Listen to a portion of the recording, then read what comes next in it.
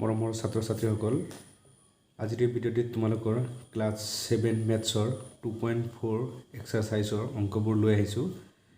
তাৰ এক নম্বৰত আছে ফাইণ্ড দ্য প্ৰডাক্ট। তাৰমানে কি কৰিব লাগে, আমাৰ পূৰণফল নিৰ্ণয় কৰিব লাগে। ইয়াত কি আছে 0.01 × 5 এইটো আমাৰ পূৰণ কৰিব লাগে। ইয়াত চোৱা তোমালোকে পইণ্ট চাই মানে অকণমান ভয় কৰিব পৰা, কিন্তু পইণ্ট চাই ভয় কৰিব নালাগে। এইটো কেনেকৈ পূৰণ কৰে আমি চাই লওঁ।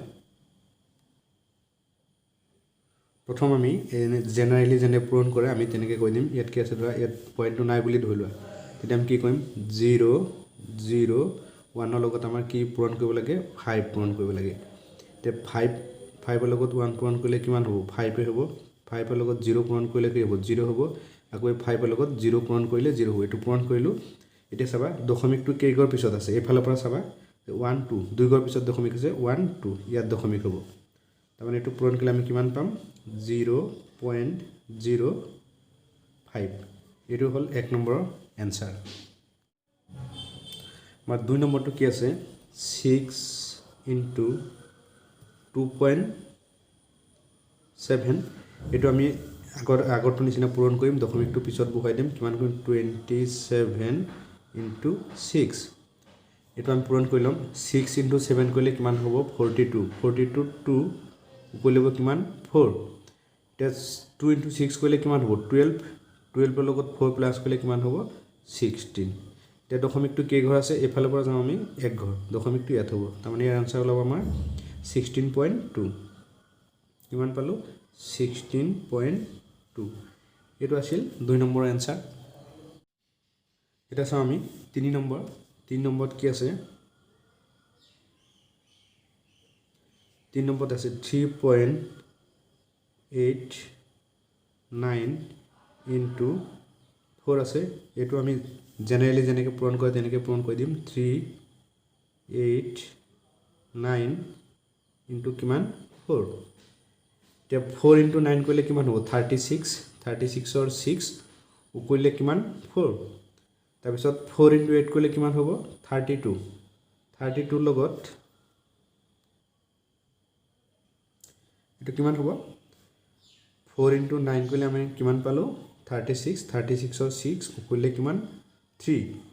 8 × 4 কৰিলে কিমান হ'ব 32 আৰু প্লাছ 3 কৰিলে কিমান হ'ব 35। 35ৰ 5 উকলিলে কিমান 3।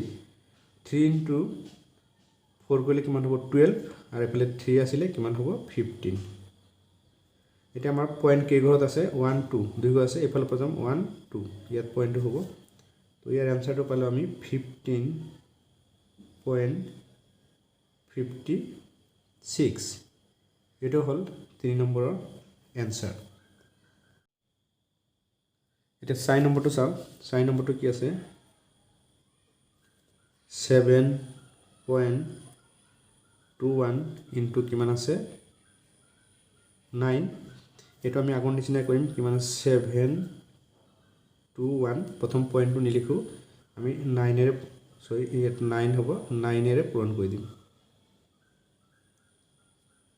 এতিয়া 1ৰ লগত 9 পূৰণ কৰিলে কিমান হ'ব 9 হ'ব। এতিয়া 9ৰ লগত যদি 2 পূৰণ কৰি দিওঁ কিমান হ'ব 18। 18ৰ 8 উকলিব কিমান 1, উকলিব কিমান 1। এতিয়া 7 × 9 কৰিলে কিমান হ'ব আমাৰ 63 আৰু ইয়াত আছে 1 কিমান হ'ব 64 হ'ব।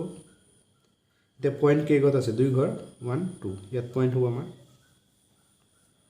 তেতিয়া আমাৰ এনচাৰ কি হ'ব 64.89। 2 ঘৰ পিছত দশমিক আছে 1 2, এই দশমিক দিলোঁ। এইটো হ'ল 4 নম্বৰ এনচাৰ। তাৰপিছত 5 নম্বৰত কি আছে